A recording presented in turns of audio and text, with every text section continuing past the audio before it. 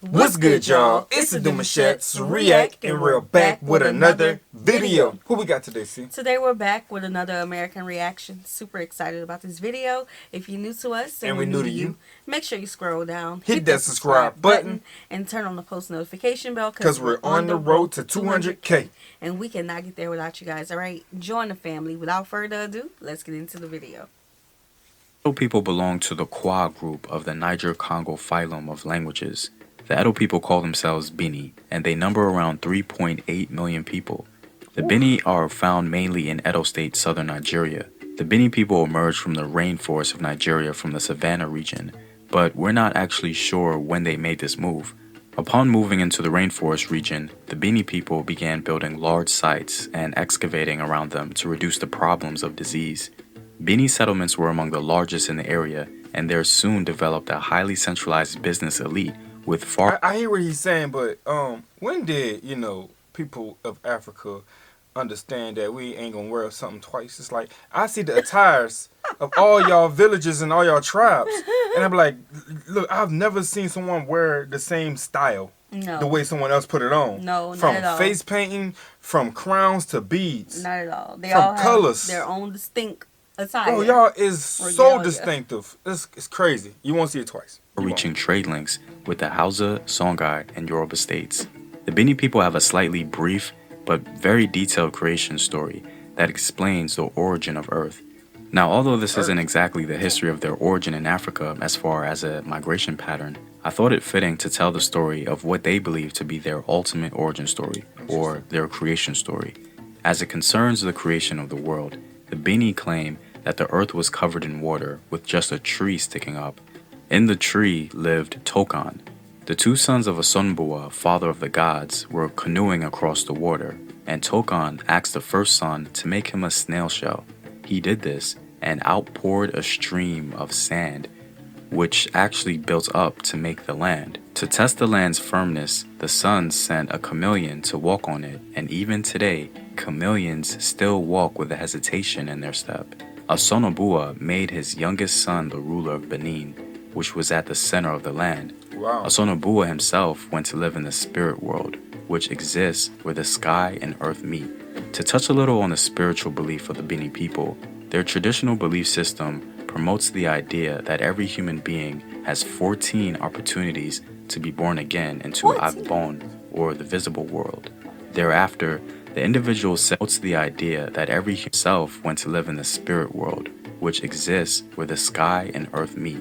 To touch a little on the spiritual belief of the Bini people, their traditional belief system promotes the idea that every human being has 14 opportunities to be born again into Agbon, or the visible. Agbon. Okay, now. Wow. Okay, my Edo people. I love y'all. I do. Wow. But all I need is one time. Earth is very ghetto. Oh. Earth is very ghetto. Okay, I just need one time. That's it. Man. Just make my mark 14. one time. Woo. You know they say that a cat has 9 lives. I don't need 9. I'm cool and comfortable with the way things.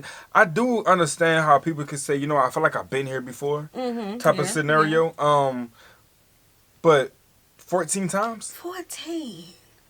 Ooh, that's a lot. Ooh, that's a lot. And we ain't trying to be funny at all, y'all. But that I would love to know more about that insight. Yeah. Like because you know how sometimes you could be like, let me see where your birthmark at. Yeah. You know what I'm saying? Then I don't know what y'all think about that, but like that's the thing about the birthmark, that we know. So yeah. Yeah. And I wonder, I do know that, this may be, I want to say this may be one of the African spiritualities. Yeah. But what we have come to know is that not everyone in Africa or just Nigeria believe in African spirituality. Some may be Christian, some may be Muslim. So let us know, how does that conflict your beliefs? Just let us know. Yeah. World. Thereafter, the individual settles permanently in Arenmawin as an ancestor or hero deity, depending on the degree of success achieved in previous reincarnations. Bini religion and rituals suggest that the goal of the human being in every lifetime is to achieve material success, to attain ripe old age, and to be recognized as having lived a worthy life. Such a life assures the opportunity of reincarnation and of eventually becoming an ancestor. At the beginning of each life cycle, the spirit kneels before Asonobua and declares what it intends to do in the world. When these wishes are sealed by Asonobua, they become the individual's destiny and cannot be changed for that life cycle. Wow. Many religion and rituals focus on controlling the evil forces that work against human interests and ensuring the increase of the good forces. Since both categories exist, both within and outside the individual, the rituals include personal and communal types.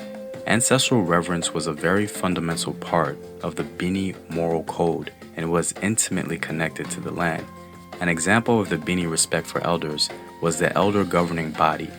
The Bini people's earliest form of governance was characterized as the Adunwari period. The Adunwari form of governance was a representative of the value of elders and the ancestors in society. There were a number of factors that made the Adunwari a prime choice for the ruler of the village. He became the ruler of the village because of his age, seniority, wisdom, and knowledge of Bini customs. Like that. Unlike many other forms of government in the world, the Adunwari period was based upon respect and not force. Around the 14th and 15th centuries, Benin transformed itself into a very powerful empire. The wealth of the state was due to trade in ivory, pepper, palm oil, and enslaved people. The main city had wide, straight streets and was surrounded by earthwork walls. Matrilineal descent patterns helped shape the management of the smaller villages in the kingdom, and the woman had a say in the politics of the kingdom through the 17th century. Europeans bought African cloth, which brought not only economic growth, but greatly enhanced the position of women, who were the main producers of cloth. The period of political height was also the height of its artistic production, especially in bronzes and carved ivory. During the 13th century, a caster was brought from Ife to craft memorial heads of the Obas. This was the beginning of the unique art of the Benin kingdom. This art provided a long record of the culture that flourished in Benin for over half a millennium and bestowed evidence of a developed and advanced tradition.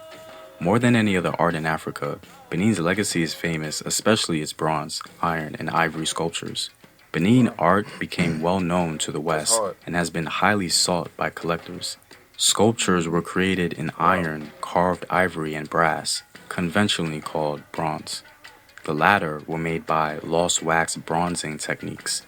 Benin art is now displayed in museums and includes bronze wall plaques and life-size bronze heads of the Obas or kings of Benin.